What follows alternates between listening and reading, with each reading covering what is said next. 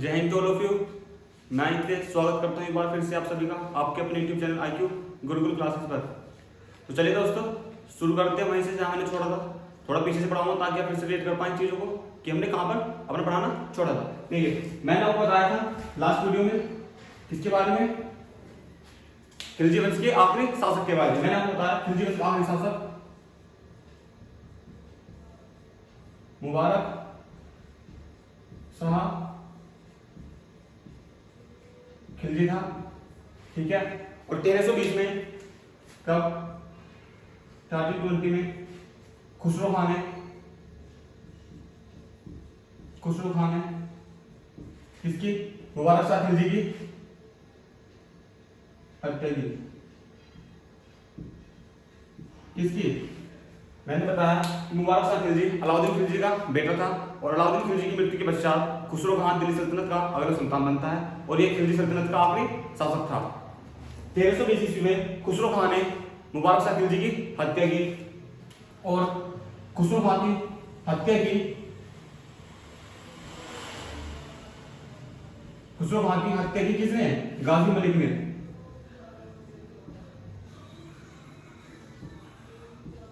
गाजी मलिक ने खुसरो खान की हत्या की और स्थापना की किसकी, तुगलक वंश की।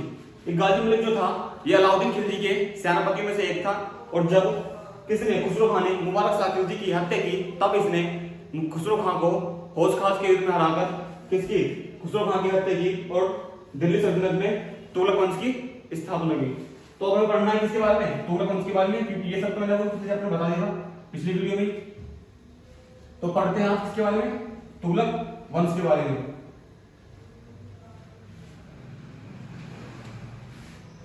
अगला वंश कौन सा आता है, तुगलक वंश। 1320 से 1414 ईस्वी तक। जो तुगलक वंश था वह दिल्ली सल्तनत का सबसे लंबे समय तक शासन करने वाला वंश था। यानी तुगलक वंश ने दिल्ली सल्तनत पर सबसे अधिक समय तक शासन किया और सबसे छोटा शासन किसका था, खिलजी वंश का। यह बात मैंने आपको शुरू वाले दिन ही, जिस दिन दिल्ली सल्तनत शुरू किया था उस दिन ही बताया था कि तुगलक वंश दिल्ली सल्तनत पर सबसे लंबे समय तक शासन करने वाला वंश था। और तुगलक वंश का संस्थापक कौन था,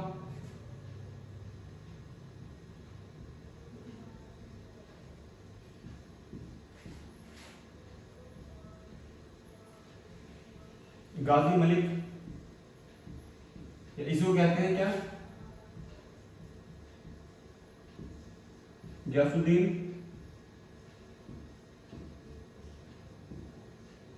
तुगलक। देखिए दिल्ली सल्तनत की स्थापना किसने की, गयासुद्दीन तुगलक ने। कब की, 1320 ईस्वी में। किसकी हत्या करके, खुसरो खान की। ये कौन था, गाजी मलिक। गाजी मलिक अलाउद्दीन खिलजी के सेनापतियों में से एक था, ठीक है। इसने तुगलक वंश की स्थापना की, किसने, गाजी मलिक ने। दिल्ली सल्तनत का पहला सुल्तान कौन बनेगा, जिसने स्थापना की है, कौन, गयासुद्दीन तुगलक। दिल्ली सल्तनत का पहला सुल्तान गयासुद्दीन तुगलक, दिल्ली सल्तनत का पहला सुल्तान। कब से कब तक, इसका शासनकाल बहुत अधिक छोटा रहा, 1320 से 1325 तक दिल्ली सल्तनत का सुल्तान रहता है और उसके पश्चात इसकी मृत्यु हो जाती है, ठीक है।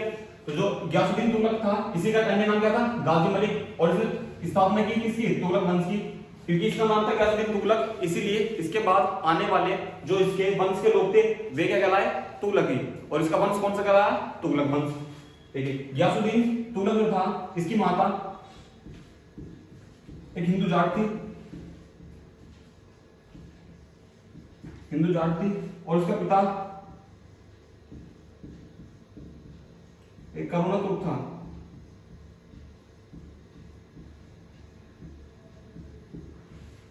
कोरोना मत समझना, सही क्या है, करुणा तुर्क, ना कि कोरोना, ठीक है। यानी गयासुद्दीन तुगलक जो था उसकी माता हिंदू थी और उसका पिता करुणा तुर्क था। तुर्क लोग होते हैं कौन से, जो सेंट्रल एशिया में पाए जाते हैं, ठीक है। उन लोगों को कहते हैं तुर्क, ठीक है, ना कि तुर्की के लोग। ठीक है, मैंने बताया कि गयासुद्दीन तुगलक ने 1320 ईस्वी में किसकी, तुगलक वंश की स्थापना की। यह पहला सुल्तान वंश था किसका? तुगलक वंश का। इसने 1320 से 1325 ईस्वी तक दिल्ली सल्तनत पर शासन किया। गयासुद्दीन तुगलक की माता का नाम, जो माता थी इसकी वो कहते हैं हिंदू जाट थी, और पिता कोरोना तुर्क था। ठीक है, गयासुद्दीन तुगलक का पिता जो था, जो कोरोना तुर्क था, इसका पिता दास था किसका? बलबन का।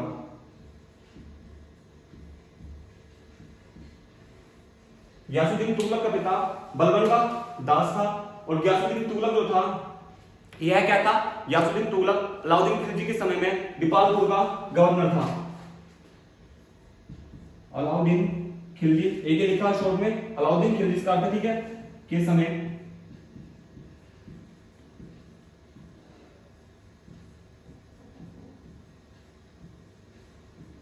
दीपालपुर का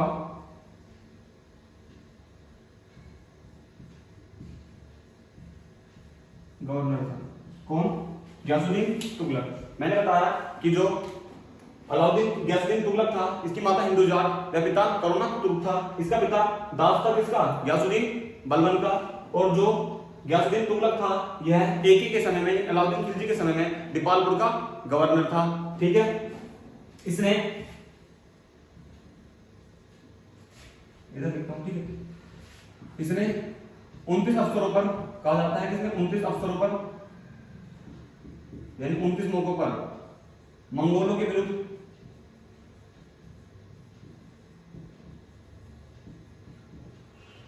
युद्ध किया।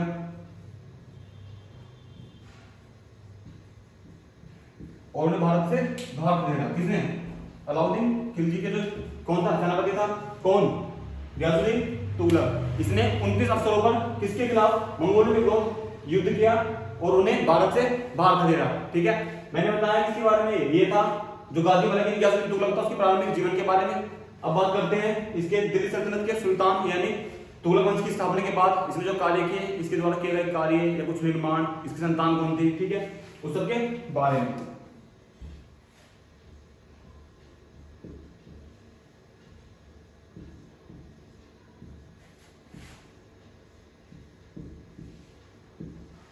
गयासुद्दीन तुगलक 1320 से 1325 ईस्वी तक। देखिए, अलाउद्दीन खिलजी, मैंने बताया कि गयासुद्दीन तुगलक कौन था? अलाउद्दीन खिलजी के सेनापति में से एक था। और अलाउद्दीन खिलजी के समय यह है दीपालपुर का गवर्नर था। इसने 29 अवसरों पर क्या? मंगोलों के विरुद्ध युद्ध किया। और इसका पुत्र कौन था? इसका पुत्र था जोना खान। गयासुद्दीन तुगलक का पुत्र कौन था? जोना खान, जिसे हम एक और नाम जानते हैं MBT, यानी मोहम्मद बिन तुगलक। मोहम्मद बिन तुगलक कौन था? गयासुद्दीन तुगलक का पुत्र था। ठीक है, देखिए,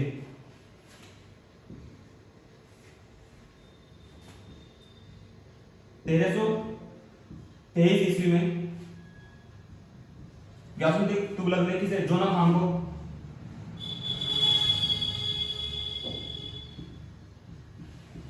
तेलंगाना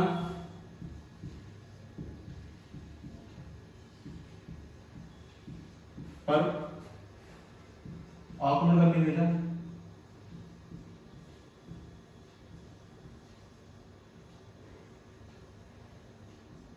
ठीक है, और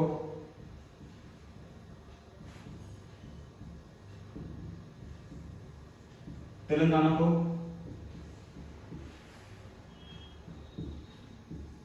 तुगलक साम्राज्य में मिला दिया। ठीक है, 1323 ईस्वी में गयासुद्दीन तुगलक ने जोना खान को तेलंगाना पर आक्रमण करने भेजा। और जोना खान ने, किसने? जोना खान, जो कि पुत्र था किसका? गयासुद्दीन तुगलक का। इसने तेलंगाना पर आक्रमण कर उसे किसमें? तुगलक साम्राज्य में मिला लिया। ठीक है, ठीक है, किसने? जोना खान ने तेलंगाना को किससे मिला लिया? तुगलक साम्राज्य में मिला लिया। देखिए, मैंने आपको बताया था कि अलाउद्दीन खिलजी जो था, अलाउद्दीन खिलजी के समय में उसकी जो क्या थी? बाजार प्रणाली थी, बाजार व्यवस्था थी, बहुत अधिक प्रचलित थी। ठीक है, तो उसी तरह से जो गयासुद्दीन तुगलक था, यह उतना कठोर तो नहीं था, परंतु ये भी जो इसके साम्राज्य में यानी जो इसके सुल्तनत में चोर थे या कर नहीं चुकाते थे, ये उन्हें बहुत अधिक कठोर दंड दिया जाता था। इसीलिए जो बर्नी था, जियाउद्दीन बर्नी, कौन? जियाउद्दीन बर्नी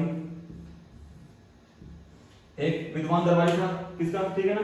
तो जियाउद्दीन बर्नी ने अपनी पुस्तक में वर्णन किया है कि गयासुद्दीन तुगलक के समय में जो न्याय व्यवस्था इतनी कठोर थी कि किसी भेड़िए में भी इतना साहस नहीं था कि वह किसी भेड़ की ओर आंख उठाकर देख सके। किसने?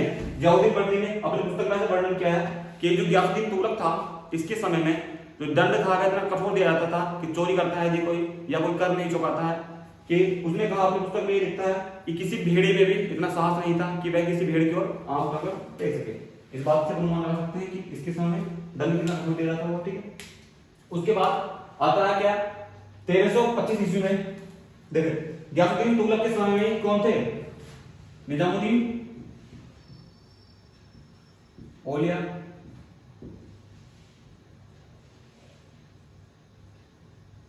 इनके बारे में मैंने अलाउद्दीन खिलजी में बताया था आपको, जो अलाउद्दीन खिलजी में बताया था ना, निजामुद्दीन औलिया के बंदे। निजामुद्दीन औलिया अलाउद्दीन गयासुद्दीन तुगलक के समय में थे। ठीक है। गयासुद्दीन तुगलक 1325 ईस्वी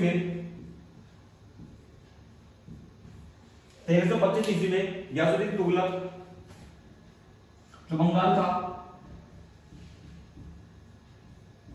बंगाल के इक्तिदार, उसका नाम क्या था? बुखारा खान।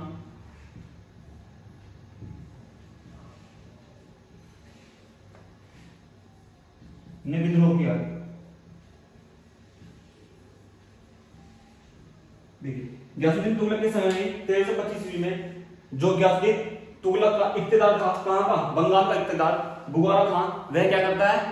गयासुद्दीन तुगलक के खिलाफ विद्रोह करता है और स्वयं को स्वतंत्र घोषित कर देता है। तो 1325 ईस्वी में ही गयासुद्दीन तुगलक किस पर आक्रमण करता है? बुखारा खान पर। कब? 1325 ईस्वी में। 1325 ईस्वी में गयासुद्दीन तुगलक ने आक्रमण किया किस पे?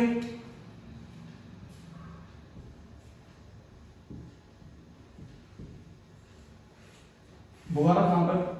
वेस्ट बंगाल यानी पश्चिम बंगाल के इक्तिदार, उस टाइम से बंगाली था,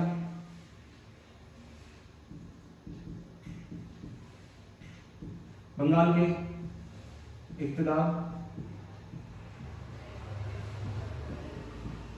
बुखारा खान पर। ठीक है। 1325 ईस्वी में किसने? गयासुद्दीन तुगलक ने किस पर आक्रमण किया? बुखारा खान पर, जो बंगाल का इक्तिदार था। आक्रमण करने का कारण क्योंकि बुखारा खान जो था इसने स्वयं को क्या स्वतंत्र घोषित कर दिया था। ठीक है। तो 1325 में कहा जाता है गयासुद्दीन तुगलक बुखारा खान पे आक्रमण करने के लिए, और जब यह आक्रमण करके लौट रहा होता है, कौन? गयासुद्दीन तुगलक, तो यह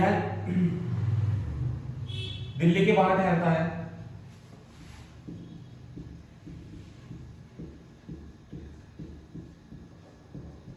ठीक है।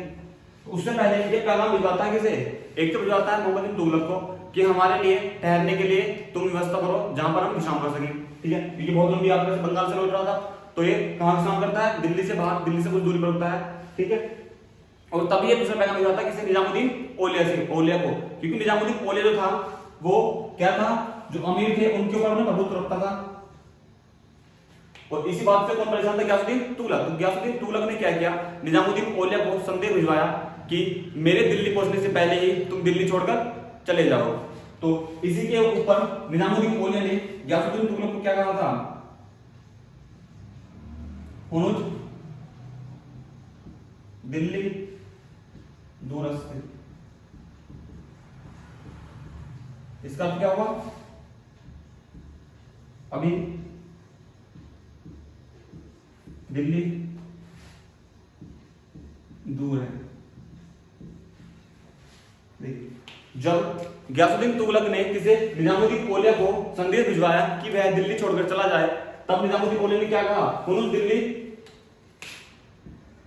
दिल्ली दूरस्थ, यानी अभी दिल्ली दूर है। इतिहासकार कहते हैं कि जो निजामुद्दीन औलिया का था उन्होंने किसे श्राप दिया था गयासुद्दीन तुगलक को कि आप दिल्ली नहीं पहुंच पाएंगे। और होता भी ऐसी है कि जब यह 1325 ईस्वी में वापस लौट रहा होता है, कब 1325 ईस्वी में, तो जो इसका बेटा था जोना खान, जिसे मोहम्मद बिन तुगलक भी कहते हैं, जोना खान, उसने दिल्ली के बाहर एक लकड़ी के महल का निर्माण करवाया,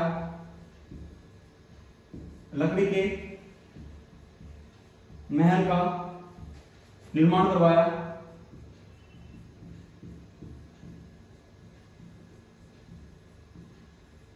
किसने? जोना खान ने। कहां? दिल्ली से बाहर लकड़ी के एक महल का निर्माण करवाया, जिसमें गयासुद्दीन तुगलक बंगाल से लौटते समय विश्राम करता है और महल के गिर जाने के कारण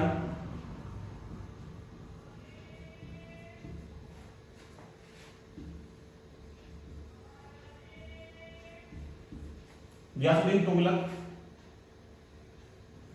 एलजीडी की मृत्यु हो जाती है। देखिए मैंने क्या बताया कि जब बंगाल का इक्तदार स्वयं को स्वतंत्र घोषित कर देता है तो उसके दमन हेतु यानी उस पर आक्रमण करता है कौन? गयासुद्दीन तुगलक। और गयासुद्दीन तुगलक जब दिल्ली वापस लौट रहा होता है तब यह पैगाम भिजवाता है किसे? निजामुद्दीन औलिया को कि मेरे दिल्ली पहुंचने से पहले ही आप दिल्ली को क्या खाली कर दो।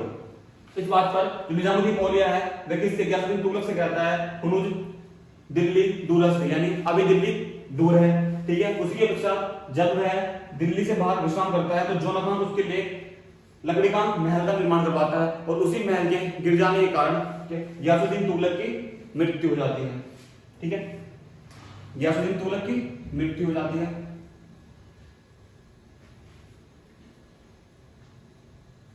तो गयासुद्दीन तुगलक की मृत्यु कब हुई? 1325 में। किस कारण से?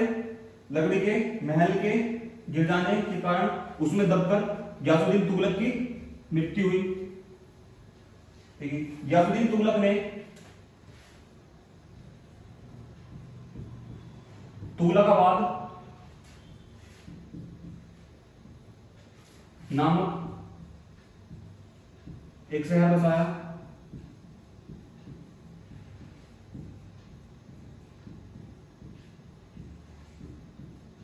ठीक है।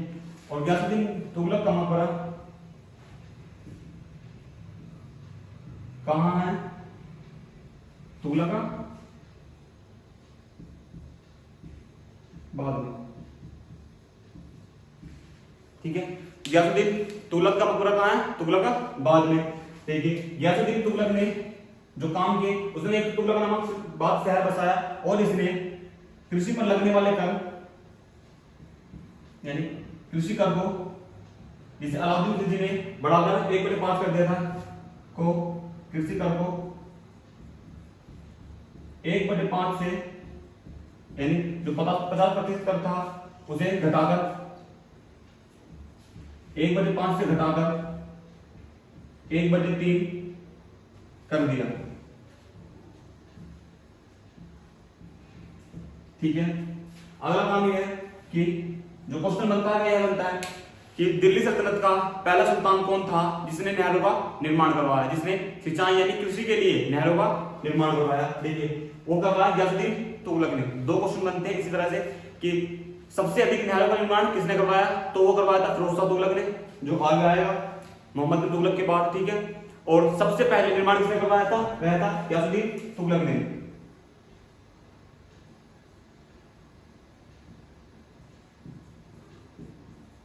सर्वप्रथम दिल्ली सल्तनत में सर्वप्रथम कृषि हेतु नेहरू ने इनके नाम का निर्माण करवाया।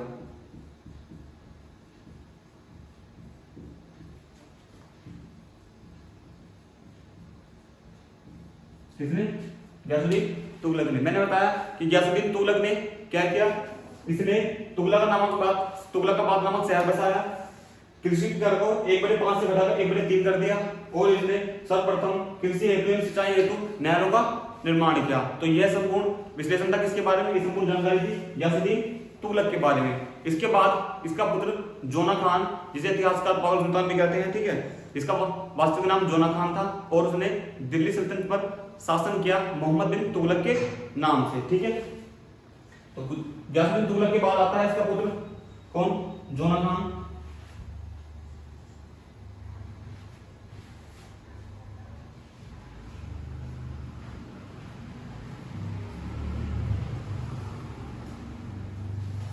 गयासुद्दीन तुगलक के बाद जो हमें शासक है वह था मोहम्मद बिन तुगलक, ये शॉर्ट में MBT कह सकते हैं, ठीक है। इसने 1325 से 1351 तक शासन किया, ठीक है।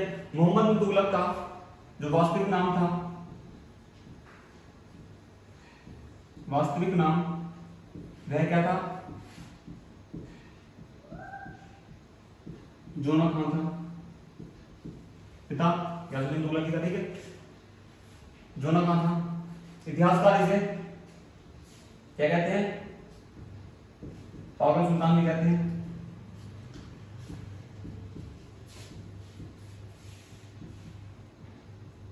कहा जाता है पागल सुल्तान भी कहा जाता है, क्योंकि इसके द्वारा ऐसे प्रयोग किए गए जो कि बिल्कुल क्या हुए, विफल साबित हुए, ठीक है ना।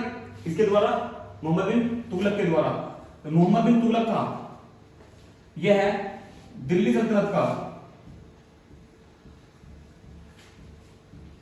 दिल्ली सल्तनत में जितने भी शासक हुए उनमें यह दिल्ली सल्तनत का सर्वाधिक विद्वान, सर्वाधिक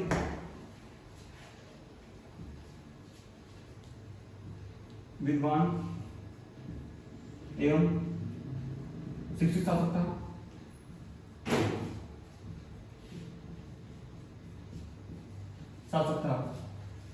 देखिए मैंने कहा कि इसे इतिहासकार क्या पागल सुल्तान भी कहते हैं, फिर मैंने आपको अगली लाइन बताया कि क्या यह दिल्ली सल्तनत का सबसे अधिक विद्वान एवं शिक्षित शासक था।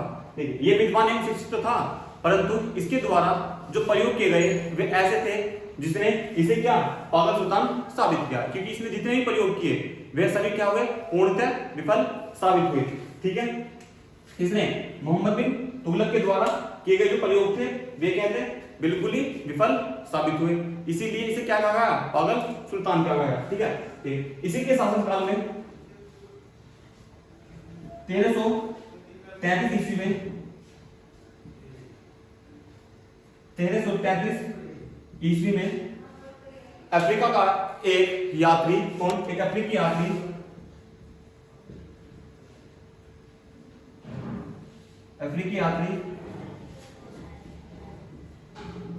कौन, इब्न बतूता,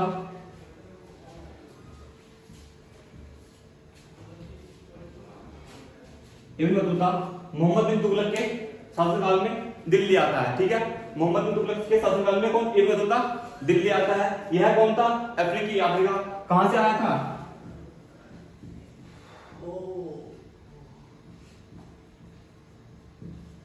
मोरक्को से। अफ्रीका में एक देश है मोरक्को, वहीं का यात्री कौन था, इब्न बतूता, जो मोहम्मद बिन तुगलक के शासनकाल में कहां, दिल्ली आया। ठीक है, इब्न बतूता को किसने, मोहम्मद बिन तुगलक ने दिल्ली का काजी नियुक्त किया।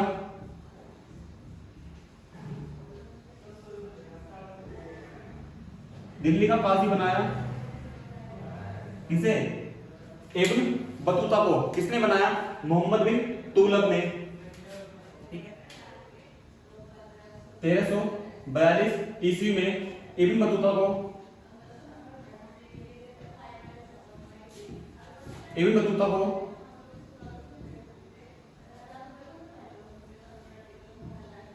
चीन में राजदूत बनाकर भेजा जाता है।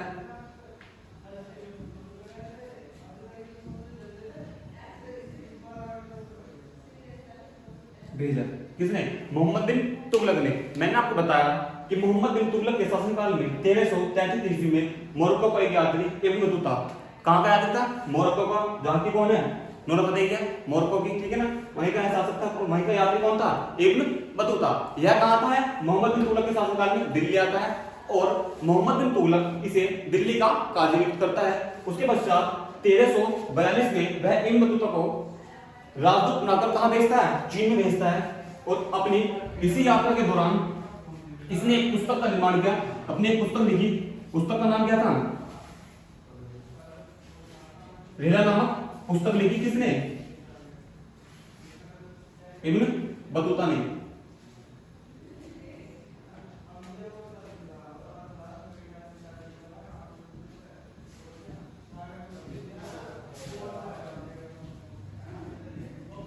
की पुस्तक थी कौन सी? किताब रेला, ठीक है ना। इसने रेला नामक पुस्तक की रचना की और इसी पुस्तक में इसने अपने यात्रा वृत्तांत का वर्णन किया। किसने? रेला में। जब ये कहां जा रहा था? चीन में राजदूत बनकर जा रहा था। इसमें इसने रेला में अपनी यात्रा वृत्तांत का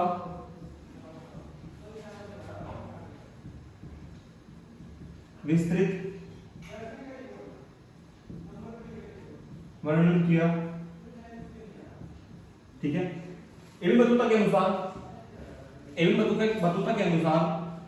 कश्मीर,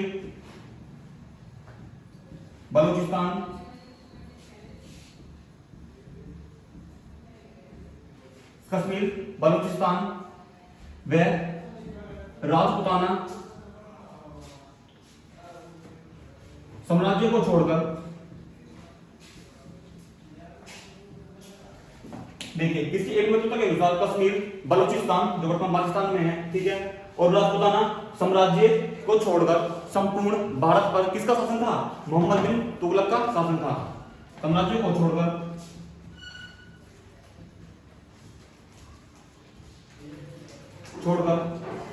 संपूर्ण भारत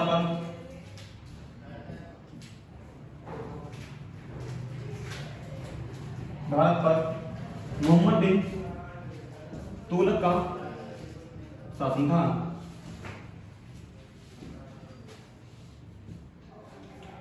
इब्न बतूता कहां का यात्री था? यह बहुत महत्वपूर्ण है कि ये मोरक्को था। मोरक्को कहां स्थित है? अफ्रीका में एक देश है मोरक्को, ठीक है। फिर इसकी पुस्तक कौन सी थी? इसने रेला नामक पुस्तक लिखी। यह यात्रा वृत्तांत था जिसमें इसने अपनी यात्रा का वर्णन किया, ठीक है। इब्न बतूता ही कहता है कि कश्मीर और बलूचिस्तान व राजपुताना साम्राज्य को छोड़कर संपूर्ण भारत पर किसका? मोहम्मद बिन तुगलक का शासन था, ठीक है। फिर इसके बाद आता है कौन?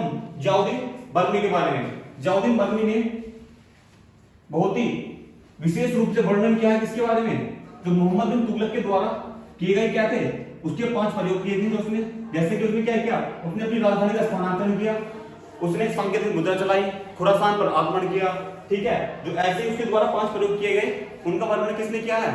जियाउद्दीन बर्मी ने, ठीक है। तो वो पढ़ाऊंगा मैं आपको कल। आज क्लास को यहीं तक रखते हैं, ठीक है। उम्मीद करता हूं आपको क्लास पसंद आई होगी। यदि पसंद आई है तो वीडियो को लाइक करें, शेयर करें और चैनल को सब्सक्राइब करें। मिलते हैं आप सभी से कल, तब तक पढ़ते रहिए, मस्त रहिए। जय हिंद, जय भारत।